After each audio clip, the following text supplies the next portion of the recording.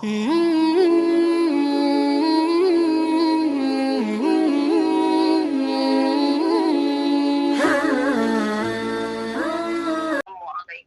warahmatullahi wabarakatuh.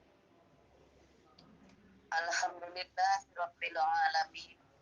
Wassalatu wassalamu ala asyrafil anbiya'i wal mursalin sayyidina Muhammadin wa ala alihi wa ashabihi ajma'in. Amma ba'du. Yang sama-sama kita hormati guru kita Bapak Ustadz Awang Abdul Razak. Yang kami hormati bapak-bapak, ibu-ibu jamaah majelis zikir wa ta'lim Riyadhah Firqatul Mujahidin, yang tidak bisa kami sebutkan satu persatu, namun tidak mengurangi rasa hormat kami. Puji syukur kepada Ilahi Rabbi yang senantiasa memberikan kita nikmat, terutama nikmat bernapas pada pagi hari ini, sehingga kita masih dapat hadir di link mulia untuk mengikuti kegiatan tolabul ilmi dalam rangka menambah kadar keimanan kita kepada Allah Subhanahu wa taala.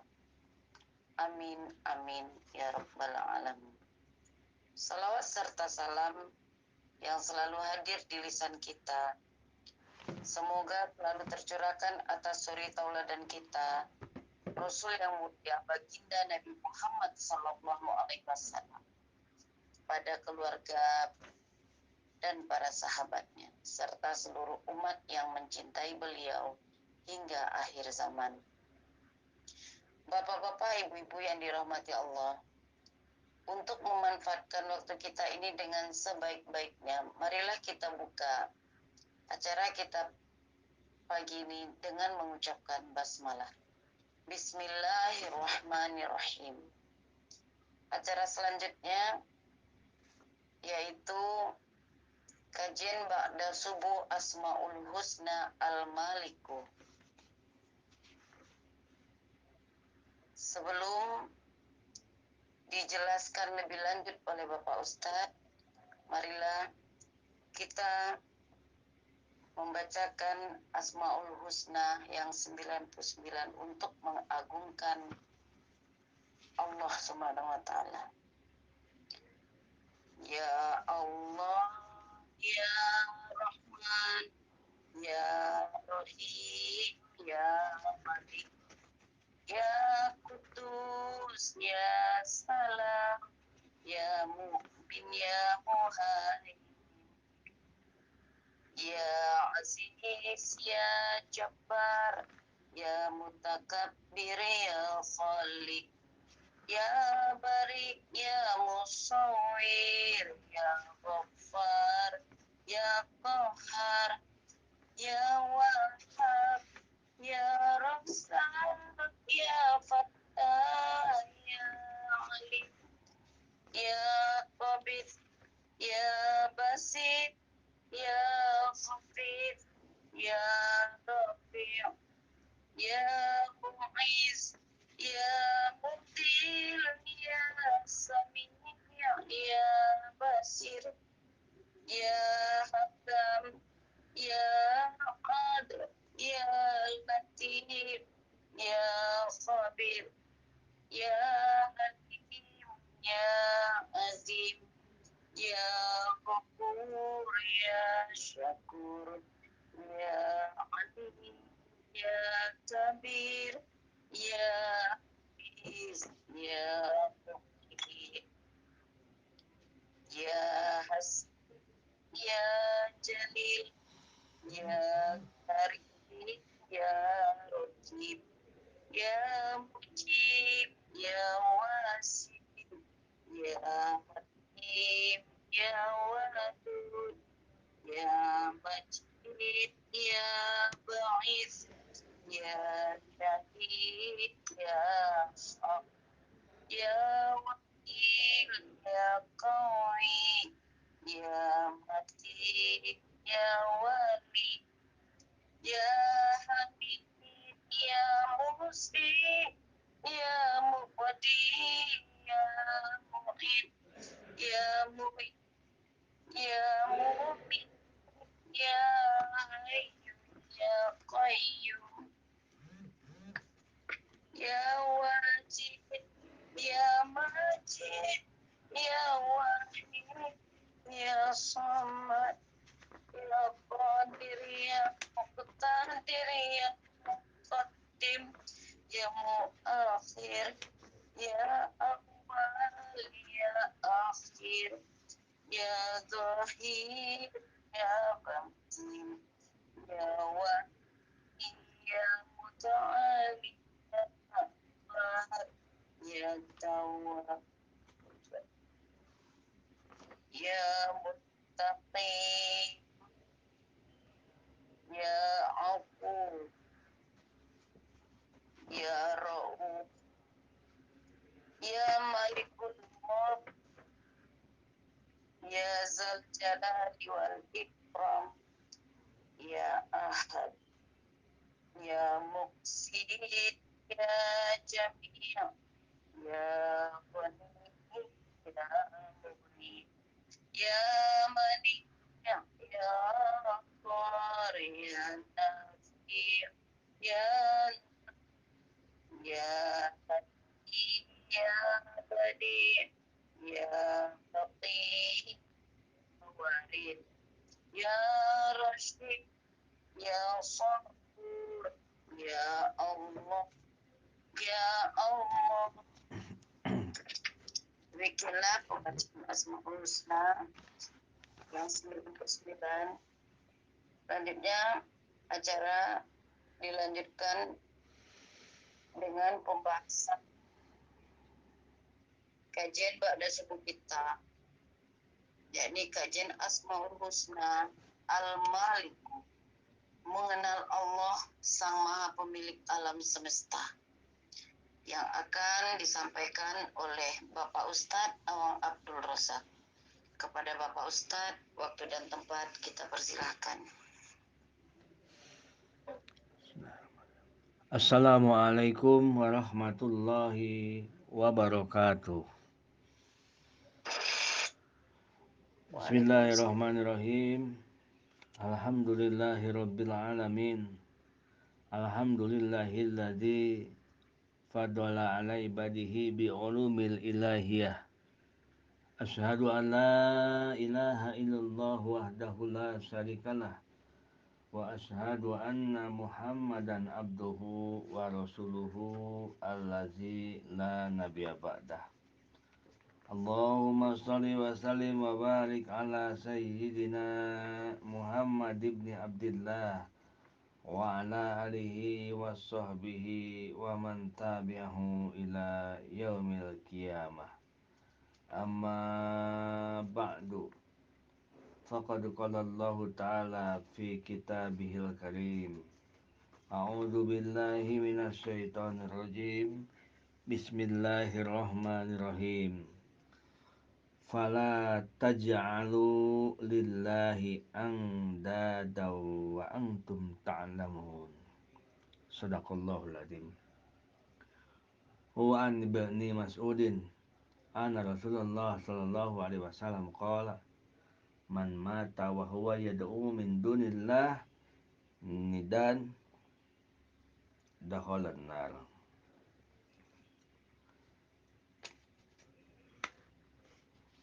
Wa qala aidan asyirku ahfa min dabibin naml. Qala Abu Bakar, ya Rasulullah, wa hal syirku illa ma ubida min dunillah aw ma du'niya ma Allah. Qala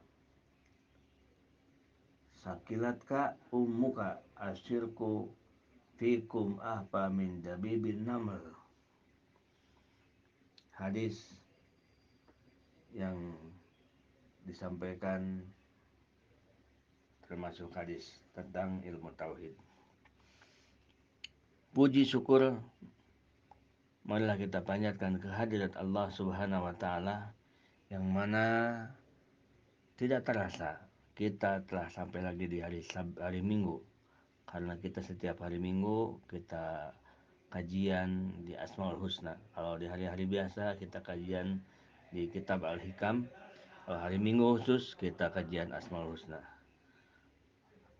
Puji syukur mudah-mudahan nikmat dohiran wa batinan bertambah-tambah untuk kita semua, dan kita semakin dimudahkan oleh Allah, dimampukan oleh Allah untuk bersyukur atas nikmat yang diterima oleh kita semua.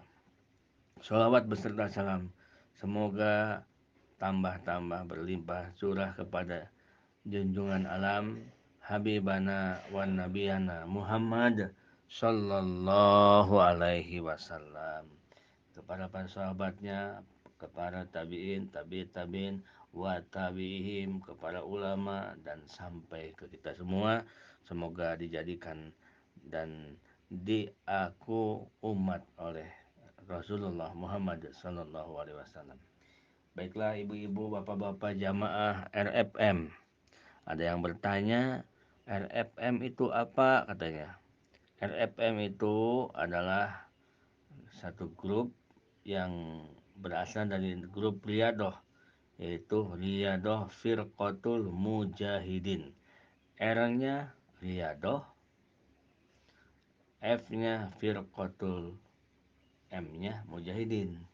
Jadi grup latihan kelompok-kelompok orang-orang yang sedang berjuang dari hal buruk ke hal baik. Itu sudah disini dibicarakan itu. Baiklah ibu-ibu, bapak-bapak, kita lanjutkan. Ya Malik, Al-Maliku.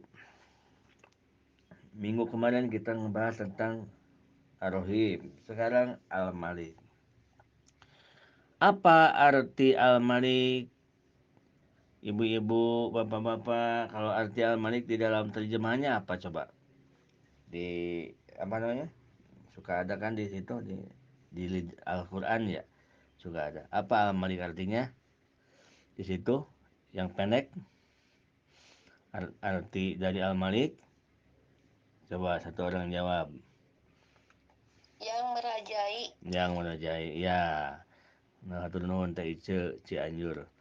Yang merajai. Nah, kita sekarang kata Ibu Yulesmi Pekanbaru kita kupas tuntas. Jadi Al-Malik kalau kita buka di dalam kitab Asmaul Husna disurahkan, jelaskan. Yang merajai itu disingkat ya, karena arti yang panjang yang sebetulnya panjang, yaitu huwa allazi yamliku kulla syai'in milkan mutlaqan wa yastauli alaihi istilaan mutlaqan wa yatasarrafu bihi tasarrufan mutlaqan. Nah, itu arti Al-Malik itu. Panjang.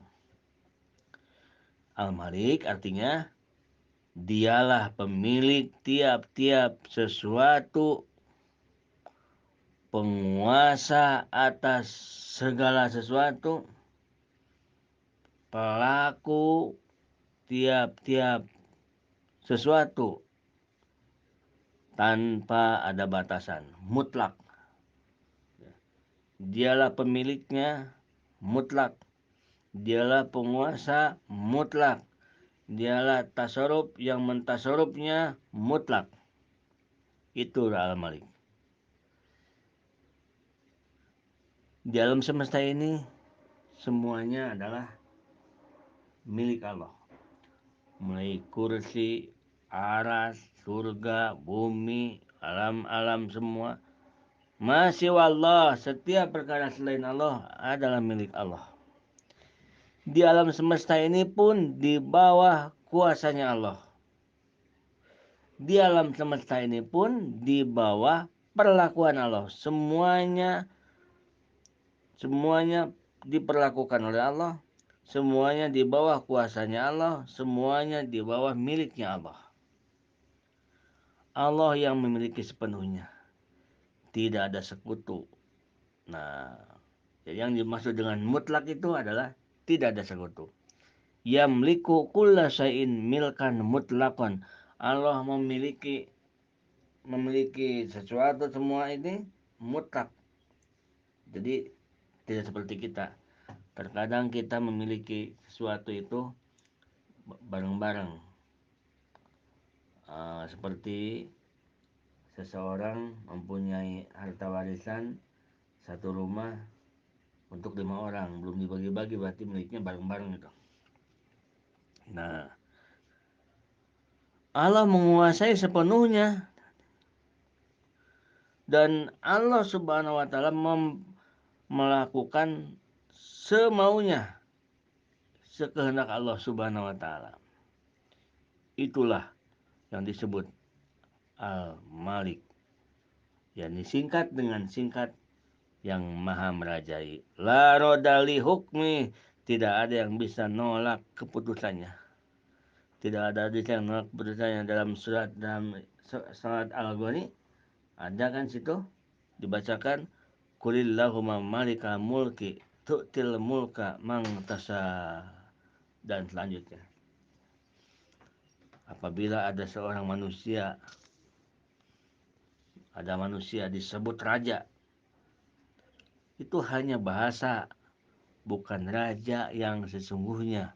Karena raja yang sesungguhnya yamliku kula syai'in milkan mutlakon. Yang milkan mutlakon hanya Allah. Kalau ada di muka bumi yang disebut dengan raja, itu bukan raja sesungguhnya. Itu hanya bahasa, hanya majaz, bahasa saja. Bukan raja yang sesungguhnya. Manusia hanya raja-rajaan.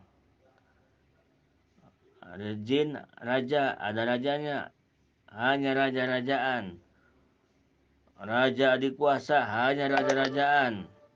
Semuanya hanya raja-rajaan. Karena raja yang sesungguhnya adalah Allah Subhanahu wa taala. Coba kita lihat ibu-ibu, kalau dicontoh, kalau di mobil kan ada mobil itu, ada mobil-mobilan, ada mobil beneran. Nah, ini kalau mobil-mobilan namanya juga mobil-mobilan. Jadi kalau mobil-mobilan sangat beda dengan mobil beneran. Kalau mobil benar besar, misalnya, atau bagaimana. Kalau kecil sebesar jari itu mobil-mobilan, bukan mobil beneran. Nah, berarti sebenarnya yang suka kita perebutkan di dunia ini, seperti contoh raja, kedudukan raja yang suka kita perebutkan ini adalah contoh seperti raja, hanya raja-rajaan. Karena raja yang sebenarnya adalah Allah Subhanahu wa taala. Tapi coba lihat oleh ibu-ibu, bapak-bapak, kita tafakur. Kita berpikir, raja di dunia, presiden aja. Itu raja-rajaan. Kalau di mobil-mobilan, namanya juga mobil-mobilan, mobil bohongan, bukan mobil itu. Tapi lihat coba, oleh Allah diberikan keistimewaan. Orang yang dekat raja, orang yang dekat dengan presiden, yang pangkatnya rendah, bila dekat dengan presiden, taikkan pangkatnya. Bila dia punya usaha, kalau dekat dengan presiden, bisa mudah, lancar usahanya. Kita bisa lihat dengan mata bagaimana nyamannya orang-orang yang dekat dengan raja kecil, dengan raja-rajaan. Dia mau berjalan kemanapun, dia mau pelesir kemanapun, dia ingin apa, dia mau punya proyek seperti apa, tidak menutup mata. Itu pasti menjadi sebuah kemudahan bagi orang-orang yang dekat dengan raja. Padahal banyak kekurangannya raja itu. Contoh, sesakti-saktinya presiden, contoh, memutuskan A, dia tidak bisa langsung jadi kalau DPR gak mau, gitu kan? Nah, berarti kekuasaannya itu tidak mutlak, harus ada pendukungan yang lainnya, gitu. Nah, ada rencana begini, tetapi ditolak dengan oleh satu instansi misalkan atau oleh masyarakatnya, atau biarpun raja segagah-gagahnya raja tapi diturunkan oleh rakyatnya semuanya kompak misalkan, nggak kuat. Itulah raja-rajaan.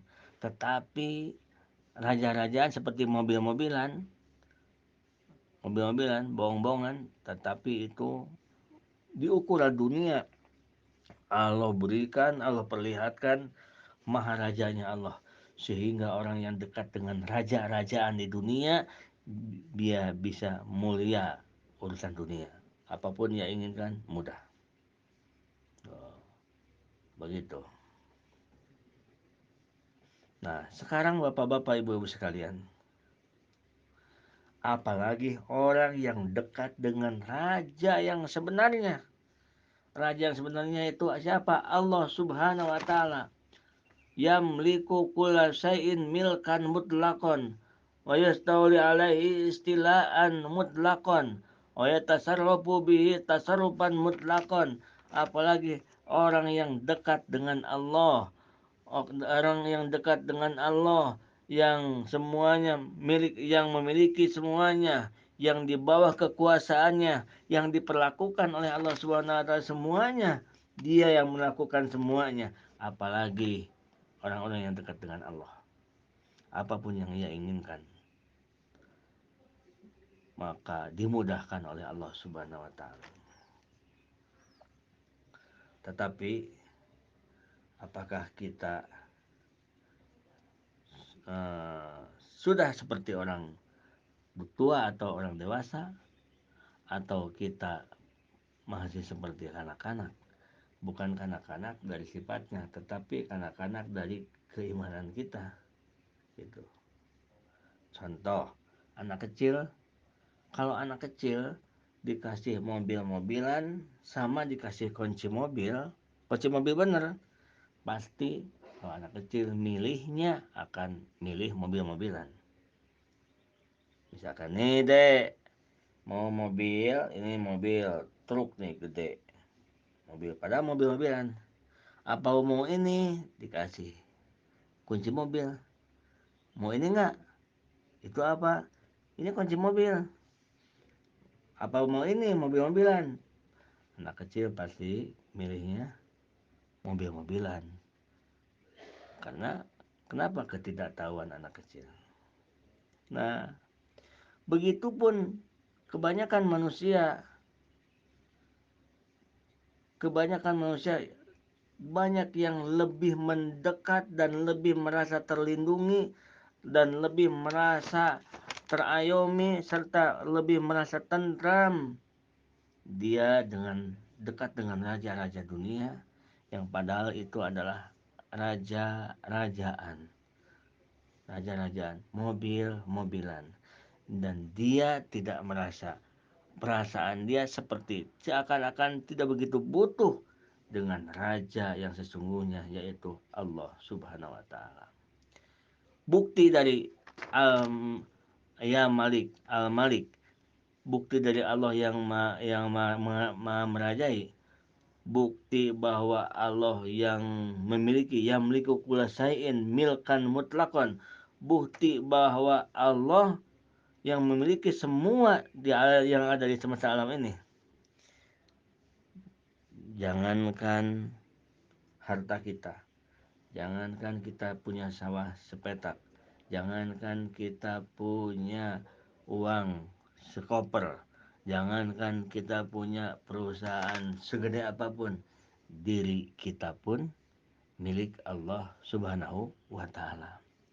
Diri kita pun milik Allah Subhanahu wa taala. Jangan dikira ibu-ibu, bapak-bapak diri kita milik kita. Diri kita ini adalah milik Allah Subhanahu wa taala, sehingga eh, seperti sesuatu yang diberikan oleh seseorang hak guna pakai, tapi dipakai untuk yang sesuai dengan dipakai, digunakan sesuai dengan yang memberikannya. Oleh karena itu, termasuk syukur. Yang disebut dengan syukur itu adalah mentasarufkan nikmat Allah kepada sesuatu yang disukai oleh sang pemberi. Itu syukur diantaranya.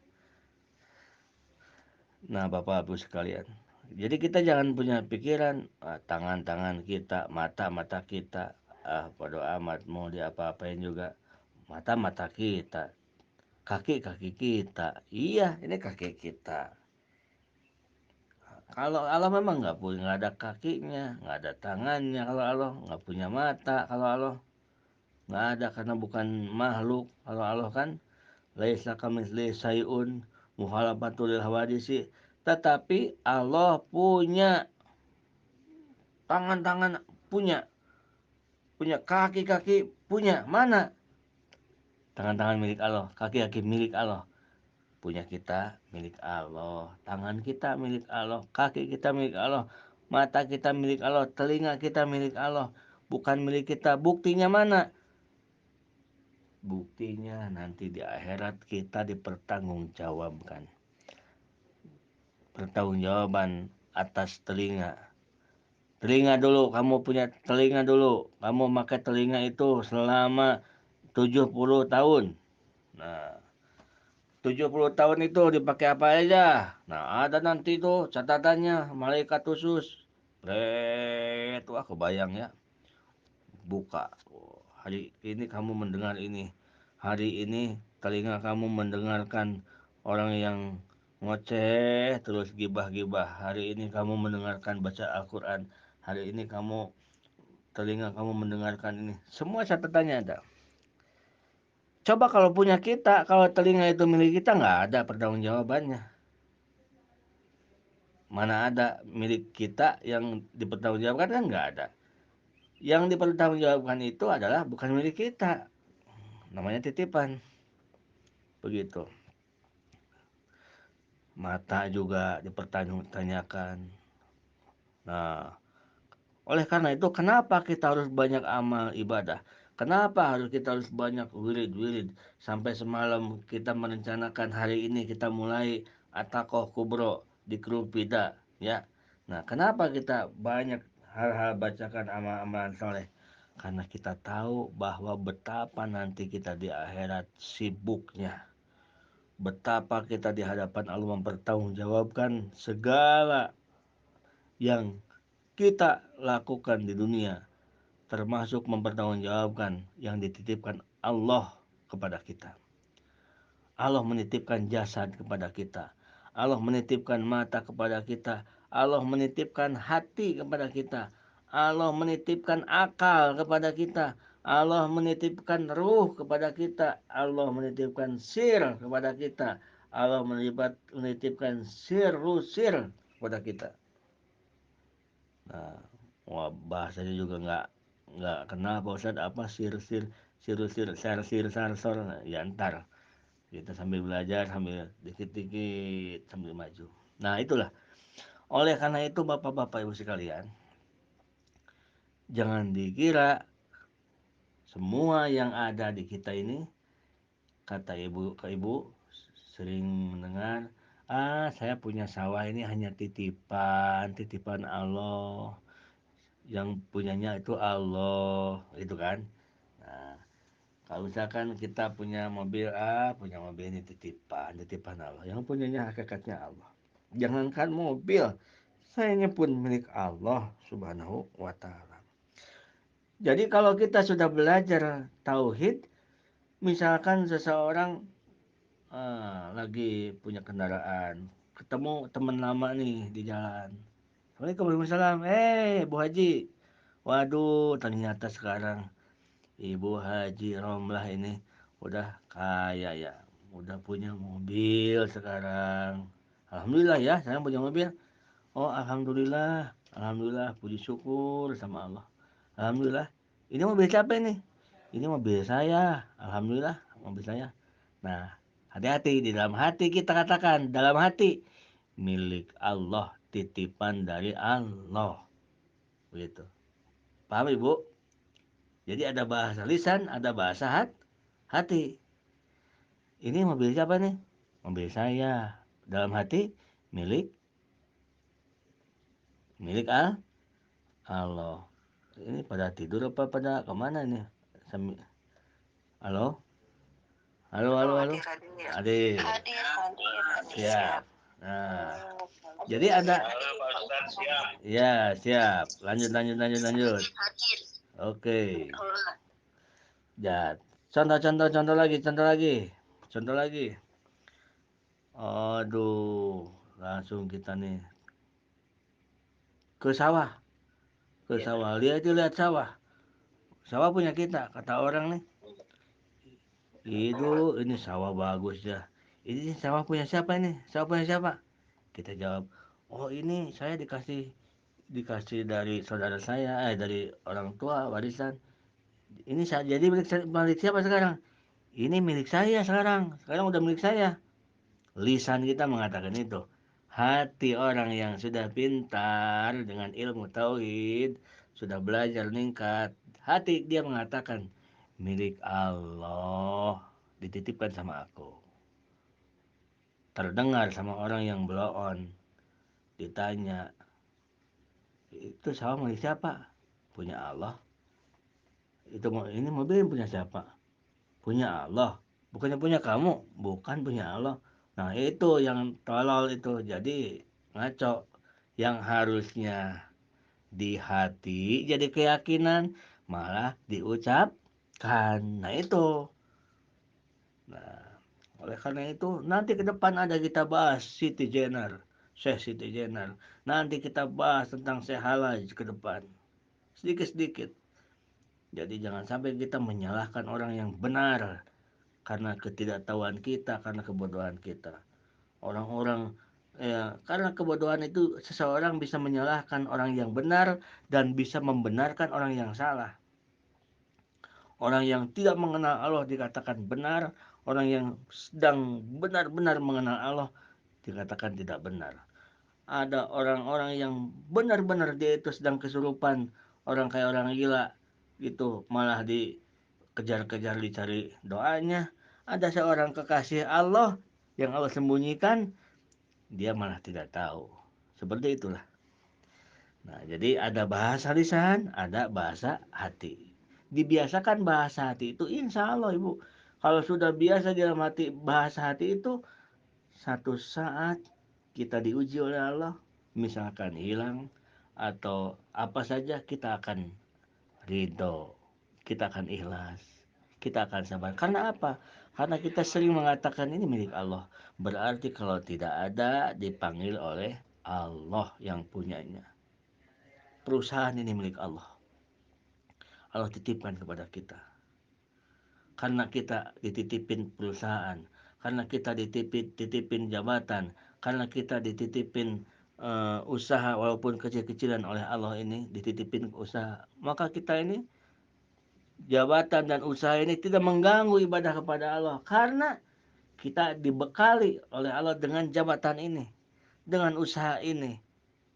Kita sadar bahwa ini adalah milik Allah Subhanahu wa taala. Semuanya milik Allah. Karena apa? Karena yamliku kula syai'in milkan mutlakon. Allah memiliki semua semesta alam, milik yang sempurna. Terus wa yastawli alaihi istilaan mutlakon, dan Allah membawahi di bawah kuasaan Allah semuanya. Wa yatasarrafu bihi tasarrufan mutlakon, dan semuanya ada dalam perlakuan Allah Subhanahu wa taala. Insya Allah jika kita mulai belajar ke situ, kita akan mulai sadar bahwa ternyata semuanya adalah milik Allah. Jangankan anak kita, jangankan kolam, jangankan harta yang ada dalam kita, diri kita pun milik Allah. Mana buktinya? Kita jangankan jadi raja, jadi pimpinan untuk yang lain, kita memiliki atau menguasai diri sendiri pun kita tidak mampu. Buktinya, kita tidak inginkan musibah, lalu kita berusaha, kadang-kadang tetap musibah itu terjadi. Buktinya, kita ingin A, ternyata tidak sesuai, kita malah mendapatkan B. Berarti sesuatu itu tidak ada bisa kita kuasai.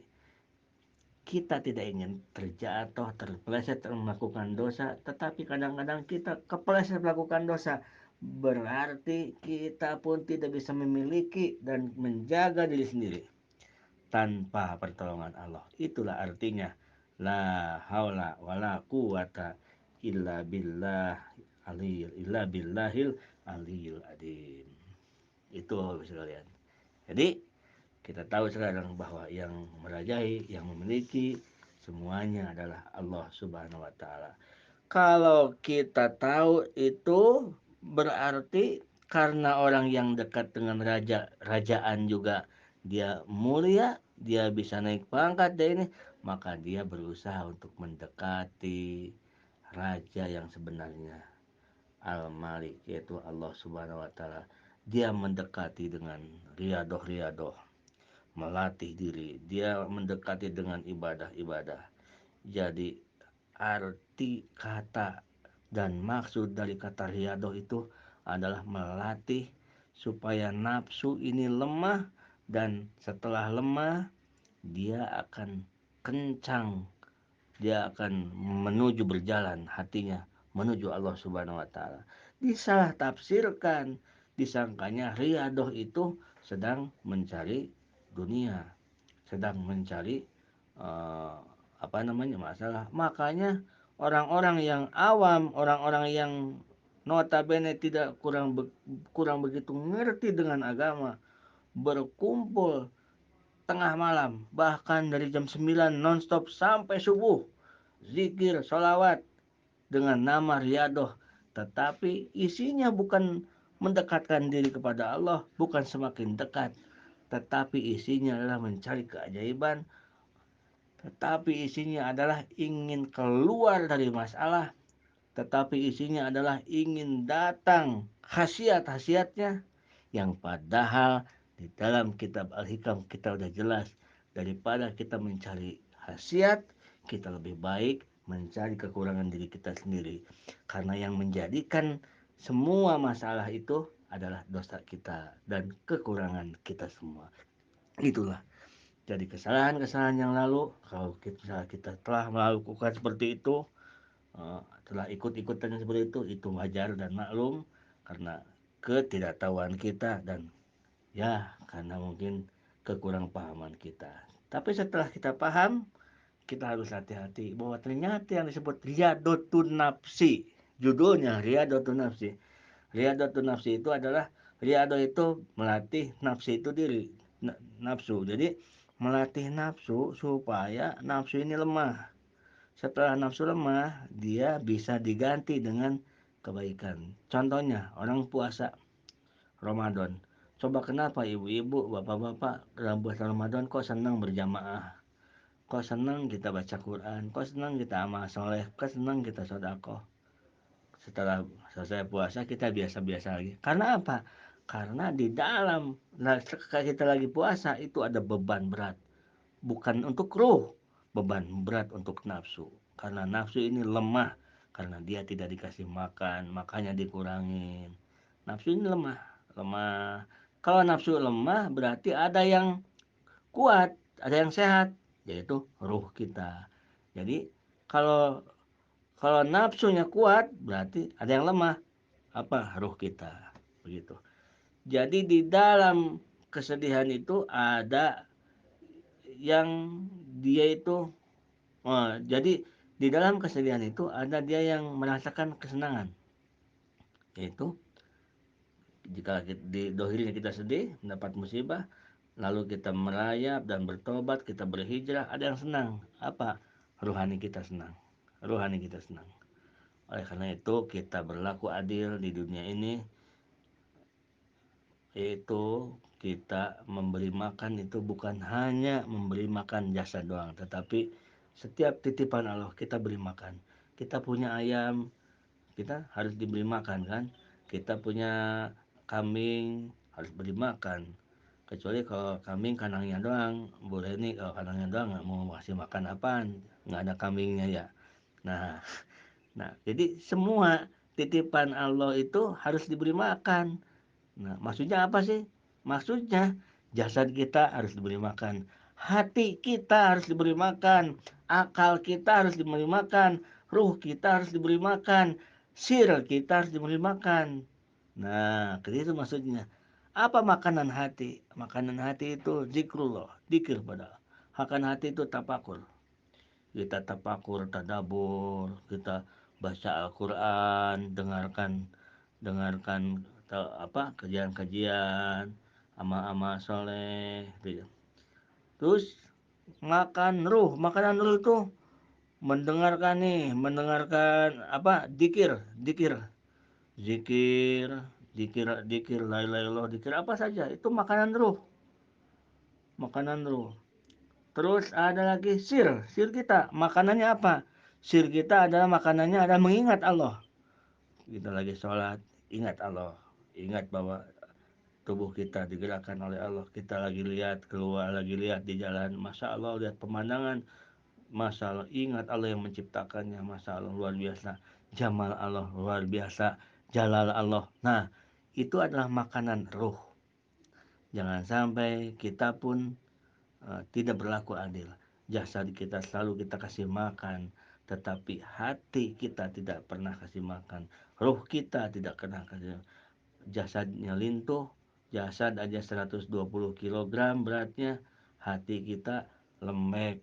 Lembek itu tidak pernah dikasih makan, yaitu tidak pernah baca Quran, tidak pernah berbuat kebaikan, tidak pernah bertapakur, tadabur. Ruh kita tidak dikasih makan, itu kan? Sir kita tidak dikasih makan. Nah, itu semua adalah milik Allah dan titipan Allah, dan itu semua akan dipertanggungjawabkan oleh kita di akhirat, dan itu semua akan menuntut kita di akhirat. Oleh karena itu, sebelum kita dituntut oleh hati kita, oleh ruh kita, oleh sir kita, dari sekarang kita kasih makan sesuai dengan porsinya kita masing-masing. Mudah-mudahan kita disayangi oleh Allah Al-Malik yang maha merajai. Amin ya Allah ya Rabbal Amin. Hadanallah wa iyyakum ajmain.